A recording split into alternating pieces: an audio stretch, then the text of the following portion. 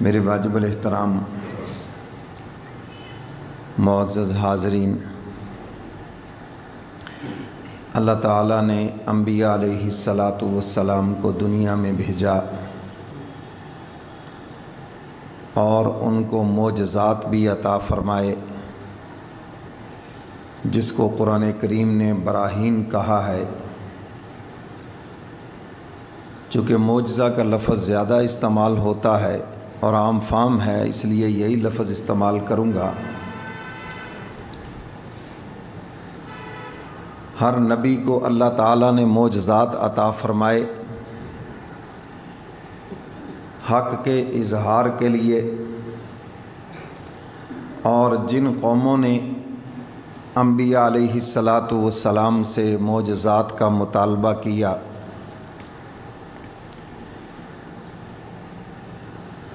ان میں سے بہت تھوڑے ہیں جن کو ایمان نصیب ہوا، زیادہ تر ایمان سے محروم رہے۔ جنہیں ایمان نصیب ہوا پیغمبر کی دعوت و تبلیغ سے، اس کی آواز تھوڑی سی کم کرو اس کی اور بریک کرو، جن کو بھی ایمان نصیب ہوا پیغمبر کے اخلاق سے، پیغمبر کی دعوت و تبلیغ سے، کردار سے، تو قوموں نے معجزات کا مطالبہ کیا۔ معجزہ سامنے آیا، بجائے ماننے کے انکار کر دیا۔ تو حضور علیہ الصلاۃ والسلام سے بھی معجزات کا مطالبہ کیا۔ آپ علیہ الصلاۃ والسلام کے معجزات اور باقی نبیوں کے معجزات میں ایک بنیادی فرق ہے کہ باقی انبیاء علیہ الصلاۃ والسلام کے معجزات ان کے ساتھ ہی چلے گئے، بعد میں کوئی چیز نہیں ہے، لیکن حضور علیہ الصلاۃ والسلام کے جو معجزات ہیں وہ قیامت تک کے لیے ہیں۔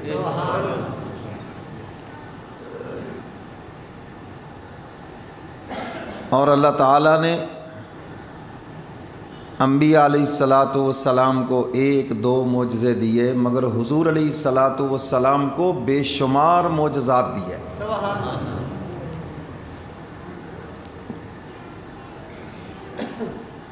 اور آپ کا سب سے بڑا معجزہ یہ اللہ کا قرآن ہے، یعنی جس طرح نازل ہوا 1400 سال کے بعد بھی اسی طرح ہی ہے، جبکہ باقی جتنی کتابیں ہیں وہ سب بدل گئی، تورات، انجیل، زبور، اس میں لوگوں نے تغیر و تبدل کر دیا۔ آج ہم لوگوں کو اہل کتاب کہتے ہیں، وہ اہل کتاب نہیں ہیں، کمیونسٹ ہیں، دیری ہیں۔ اس کتاب کے اندر تو حضور کے اوصاف تھے، حضور علیہ الصلاۃ والسلام کی شان تھی، مگر انہوں نے حضور کے ساتھ حسد کی وجہ سے وہ ساری چیزیں نکال دی، تاکہ یہودی عیسائی حضور علیہ الصلاۃ والسلام کی یہ شان پڑھ کر کہیں مسلمان نہ ہو جائیں۔ تو اس لیے میں کہا کرتا ہوں اب یہ اہل کتاب نہیں ہے، کیونکہ کتاب تو ہے ہی نہیں، سب بدل دی انہوں نے۔ تو اللہ تعالیٰ نے اپنے محبوب کو جو معجزات عطا فرمائے وہ قیامت تک کے لیے۔ قرآن کریم سب سے بڑا معجزہ، بھائی ایک جگہ کھڑا کر دو، نہ چھڑو اس کو، ایک جگہ بس کھڑا رہنے دو، وصل نہ آئے۔ قرآن کریم سب سے بڑا معجزہ ہے، جیسے نازل ہوا آج کے دن تک ویسے ہی ہے۔ اور دوسرا معجزہ بڑا معراج مصطفیٰ ہے، تسخیر کائنات ہے۔ آج ہمیں لوگ کہتے ہیں ترقی یافتہ قوموں کے پیچھے لگ جاؤ، ان لوگوں کے پیچھے لگ جاؤ جو چاند پہ چلے گئے۔ بھئی وہ چاند پہ گئے ہیں تو کیا لے کے آئے؟ مٹی لے کے آ گئے، جی وہاں کی مٹی سفید ہے، اب کیا کریں اس مٹی کو؟ استنجا کر لو اس سے۔ بھائی ہم کہتے ہیں اس نبی کے پیچھے لگو جس کے ایک اشارے سے چاند 2 ٹکڑے ہو کے قدموں میں آ گیا۔ یہ کفار مکہ نے مطالبہ کیا تھا، اگر چاند 2 ٹکڑے ہو جائے تو ہم مان لیں گے۔ اب حضور نے یہ شہادت والی انگلی سے اشارہ کیا تو چاند 2 ٹکڑے ہوا، ایک ٹکڑا جبل ابی قیس کے اوپر پڑا ہے، دوسرا دوسرے پہاڑ پہ پڑا ہے۔ اب چاہیے تھا مان لیتے، لیکن کہنے لگے کہ ان کا جادو تو چاند کے اوپر بھی چل گیا، یعنی معجزے کو جادو کر دیا۔ اور معجزہ وہ ہوتا ہے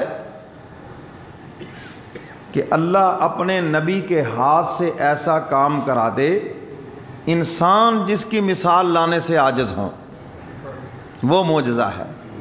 اور معجزے میں ہاتھ نبی کا ہے اور پیچھے طاقت اللہ کی ہے، اور ولی کے ہاتھ سے کرامت ہے اور اللہ تعالیٰ کی قدرت ہے۔ لوگ غلطی میں بول دیتے ہیں اللہ میاں کو معجزہ دکھائے، اللہ کا معجزہ ہے ہی نہیں، اللہ کی قدرت ہے۔ معجزہ نبی کا ہے، کرامت ولی کی ہے۔ تو میرے محترم سامعین، انسان کا مشاہدہ ہے، آگ جلاتی ہے، دریا بہتے ہیں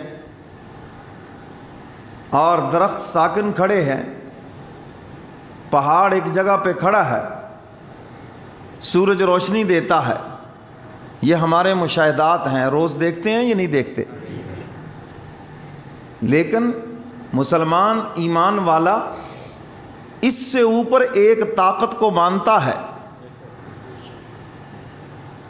وہ جب چاہے تو اس کے برعکس کر دے۔ سورج کا کام ہے روشنی دینا، اللہ تعالیٰ جب چاہیں اس کو بے نور کر دیں۔ صحابہ نے پوچھا یا رسول اللہ صلی اللہ علیہ وسلم یہ سورج گرہن کیا ہے؟ حضور علیہ الصلاۃ والسلام نے ارشاد فرمایا یہ اللہ کی قدرت کی نشانیوں میں سے ایک نشانی ہے، جس طرح اللہ اس کو روشنی دینا جانتے ہیں اس کو بے نور کرنا بھی جانتے ہیں۔ سائنس تو کہتی بیچ میں زمین حائل ہو گئی، فلاں ہو گیا، چاند حائل ہو گیا، چلو تم جو مرضی باتیں کرو، مگر میرے نبی نے بتلا دیا کہ حق تعالیٰ نے جیسے اس کو روشن کیا ہے، نصف النہار میں چمکتا ہوا سورج جب وہ چاہے تو اس کو بے نور کر دے، اندھیرا چھا جائے ایک دم، میں یہ اللہ کی قدرت کی نشانی ہے۔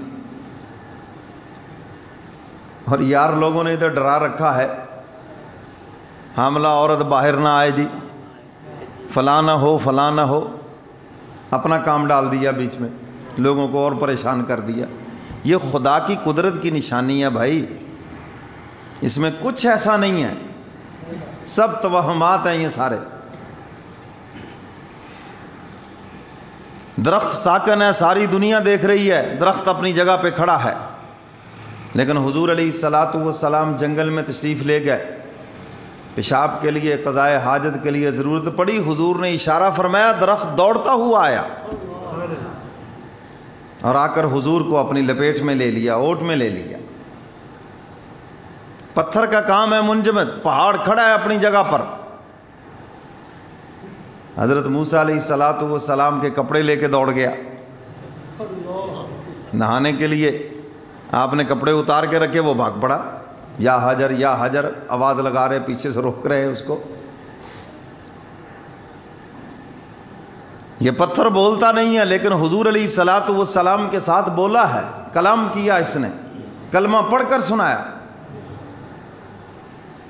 میرے محترم سامعین، آگ کا کام جلانا ہے، لیکن دیکھ لیں حضرت ابراہیم علیہ الصلاۃ والسلام پر یہی آگ گل و گلزار بنی ہوئی ہے، بنی ہے یا نہیں بنی؟ تو میرے محترم سامعین، دریا کا کام بہنا ہے۔ حضرت موسیٰ علیہ الصلاۃ والسلام کا لشکر آیا تو بہتا ہوا دریا رکا یا نہیں رکا؟ یہ کائنات کا نظام سسٹم چل رہا ہے، لیکن معراج والی رات اللہ نے سارے نظام کو روک دیا، اپنے محبوب کے لیے روکا ہے۔ سارا جہان رکا، ہر چیز جہاں پہ تھی وہیں پہ رک گئی. کتنی دیر لگی، کتنی دیر میں آئے؟ حضور علیہ الصلاۃ والسلام آئے، جو چیز جہاں رکی تھی وہیں سے آگے چل پڑی، تو سسٹم نظام وہیں سے آگے چل پڑا. تو میرے محترم سامعین، ایمان والے کی شان یہ ہے کہ یہ ان اسباب کے اوپر ایک طاقت کو مانتا ہے کہ وہ جب چاہے اس سے یہ صلاحیت سلب کر لے. سیدنا علی مرتضیٰ رضی اللہ تعالیٰ عنہ سے پوچھا، آپ نے خدا کو کیسے پہچانا کہ اللہ تعالیٰ موجود ہیں؟ تو فرمایا کہ اسباب کے اوپر ایک طاقت ہے، کبھی ایک کام کا سبب نہیں ہوتا، لوگ حیران ہوتے ہیں پتہ نہیں کیسے ہو گیا یار، پتہ نہیں کیسے ہو گیا، سمجھ نہیں آتی. فرمایا یہ جو ہم کہتے ہیں نا کیسے ہو گیا ہے، یہ وہی تو ہے جس نے کر دیا ہے. اور کبھی ایسے ہوتا ہے کہ سارے اسباب ہوتے ہیں، ساری دنیا کہتی ہے یہ کام ایسے ہو جائے گا، فرمایا کہ پھر وہ کام نہیں ہوتا. اس کا مطلب یہ ہے کہ جو اسباب کے اوپر طاقت ہے اس نے نہیں ہونے دیا، اور وہ اللہ رب العزت ہیں. اگر ہمارا ایمان پختہ ہو جائے اس پر تو میں سمجھتا ہوں ہمارے بہت سارے مسائل کا حل ہو جائے، ہماری بہت سی لڑائیاں ختم ہو جائیں. یہ فلانے نے یوں کر دیا، فلاں بیچ میں آ گیا، کالے منہ والا آ گیا، کالی زبان والا آ گیا، منحوس آ گیا، یہ الفاظ ہوتے ہیں ہمارے. سودا تو ہو گیا تھا، بس یہ منحوس بیچ میں آیا. بھئی یہ کیوں نہیں کہتے کہ خدا کو منظور ہی نہیں تھا؟ آخر کوئی سبب تو بننا تھا نا. جب کوئی کام اللہ کو منظور ہو تو اس کا بھی سبب بنتا ہے، اور جب کوئی کام اللہ کو نامنظور ہو تو اس کا بھی کوئی سبب بنتا ہے. ظاہری اسباب بنیں گے. تو ایک ایمان والے کو چاہیے کہ وہ اللہ تعالیٰ کی ذات عالی کے اوپر اپنا پورا اعتماد رکھے کہ میرے مولا کو منظور نہیں تھا اس لیے نہیں ہوا.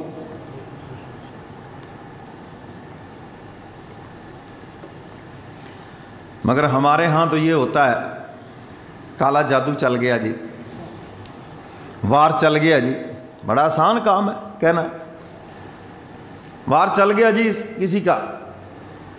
میرے محترم سامعین، اگر آپ اپنا ایمان پختہ کر لیں کہ میرے مولا کو منظور نہیں تھا، بس نہیں ہوا، اور جب اس کو منظور ہے سارا جہان زور لگا رہا ہے کہ نہ ہو، پھر ہو جائے گا وہی. اور جب اس کو منظور نہیں ہے تو سارا جہان زور لگا رہا ہے ہو جائے تو وہ نہیں ہوگا، کیونکہ مولا کو منظور نہیں ہے. تو میرے محترم سامعین، حضور علیہ الصلاۃ والسلام سے بھی کفار مکہ نے معجزات کا مطالبہ کیا. کوئی ایک معجزہ نہیں، پتہ نہیں کتنی چیزوں کا مطالبہ کیا. اللہ کا قرآن ہمیں اس کی خبر دے رہا ہے کہ حضور سے مطالبات دیکھو کیسے کیسے کر رہے ہیں.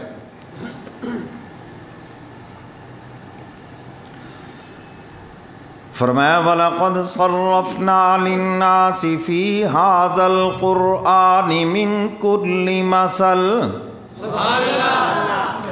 حق تعالیٰ فرماتے ہیں ہم نے تو قرآن کریم میں سب کچھ بیان کر دیا ہے، لوگوں کے لیے ہم نے ہر چیز بیان کر دی.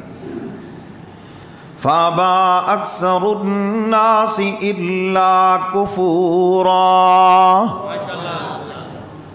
سب کچھ بیان کر دیا مگر وہ انکار کر رہے ہیں. حضور سے کیا مطالبہ کرتے ہیں؟ وَقَالُوا لَن نُؤْمِنَ لَكَ حَتَّى تَفْجُرَ لَنَا مِنَ الْأَرْضِ يَنبُوعًا. کہنے لگے ہم ہرگز آپ پر ایمان نہیں لائیں گے یہاں تک کہ آپ زمین سے ہمارے لیے چشمے نکال دیں. مکہ میں پہاڑ ہیں سوکھے سڑے، تو آپ ایسے کریں کہ ہمارے لیے چشمے نکال دیں، ہمارے ہر ایک گھر کے لیے ایک علیحدہ علیحدہ چشمہ ہو.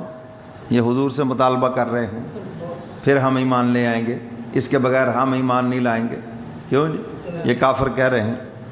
کہتے ہیں چلو یہ نہیں کرنا تو پھر اور اگلی بات ہے.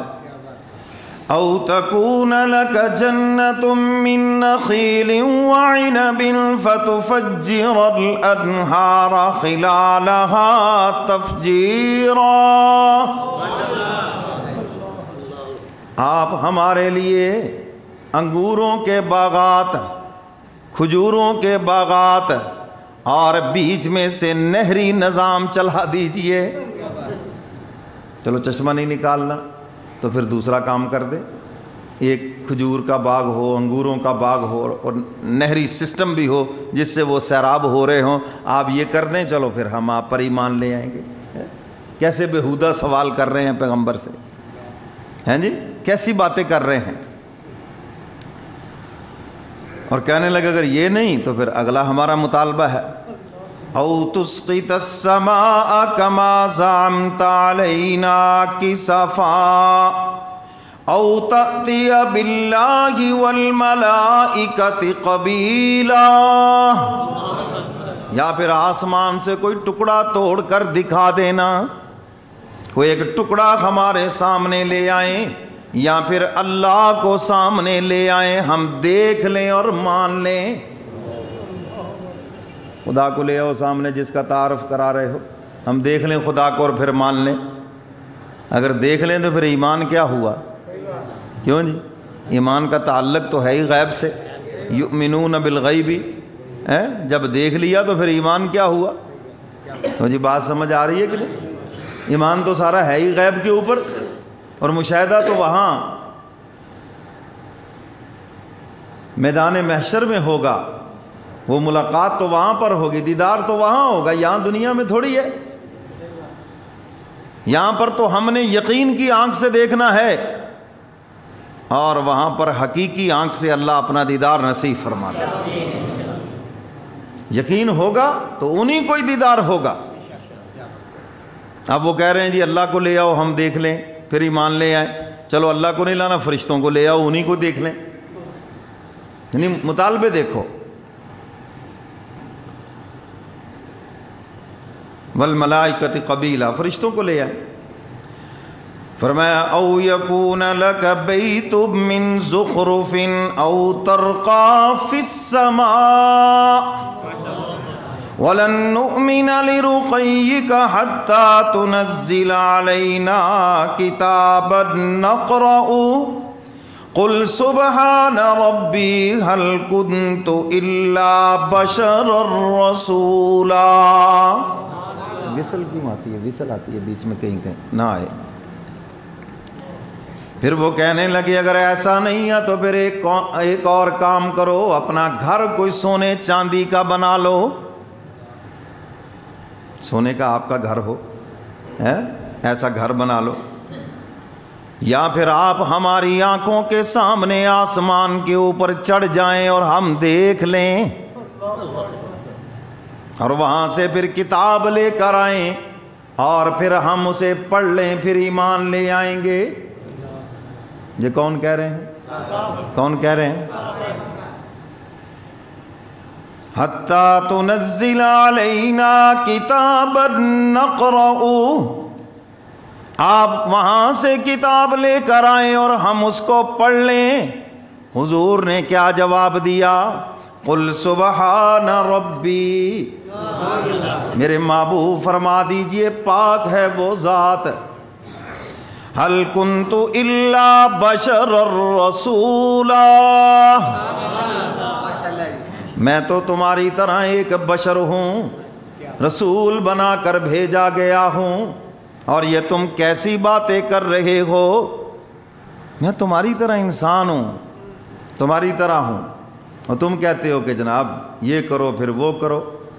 اور پھر اگلی آیت میں واضح کر دیا وَمَا مَنَعَ النَّاسَ أَن يُؤْمِنُوا إِذْ جَاءَهُمُ الْهُدَىٰ إِلَّا أَن قَالُوا أَبَعَثَ اللَّهُ بَشَرًا رَّسُولًا.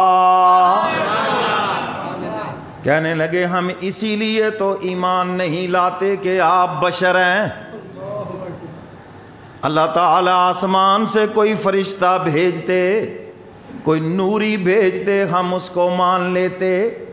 ہم اس کے اوپر ایمان لے آتے، آپ تو ہماری طرح ہیں، آپ تو شادی بھی کرتے ہیں، بازاروں میں چلتے ہیں، کھاتے پیتے ہیں، آپ تو ہماری طرح ہیں، ہم آپ کو کیسے رسول مانیں؟ حضرات علماء کرام، آپ سے بھی مخاطب ہوں، آج کو مولوی صاحب ریڑھی پہ بیچارہ کوئی چیز کھا لے نا جی، ویکھو جی ساڈے امام مسجد ریڑھی تے کھلوتے کھائی جاندے، سارا جہان یخ مارتا رہے، وہاں پر کوئی بات نہیں ہے۔ مولوی صاحب بیٹھے ہیں ہوٹل، مولوی صاحب ہوٹل دے بیٹھے روٹی کھا رہے سے، کیوں بھی کو خنزیر کھا لیا اس نے، کیا کر دیا وہاں پر ہے؟ یہ کافرانہ سوچ ہے، یہی باتیں تو وہ کر رہے ہیں۔ ذرا دیکھو تو صحیح وہ کیا رہے ہیں، سمجھو تو صحیح۔ اللہ کا قرآن ہے، 15واں پارہ ہے، سورہ بنی اسرائیل ہے، اور اس کی آیتیں آپ کو پڑھ کے سنا رہا ہوں، 94 93 یہ آیات آپ کو پڑھ کر سنائی ہیں۔ تو وہ یہی تو کہہ رہے ہیں، یہ تو ہماری طرح بشر ہے، بازاروں میں چلتا ہے، کھاتا پیتا ہے بازاروں میں، ہمیں تو فرشتہ چاہیے جو کبھی بازار نہ جائے، جو کبھی کھائے پیے نہ، یہ تو نکاح کرتا ہے، شادی کرتا ہے، ہمیں تو نہیں، ہمیں اسی لیے تو ہم نہیں مان رہے، یہ تو ہماری طرح انسان ہے۔ اصل میں آج بھی کچھ لوگ یہی کہتے ہیں حضور جو ہیں وہ بشر نہیں ہیں، کیوں؟ ان کو اپنی بشریت نظر آتی ہے، کیونکہ یہ غلاف بشر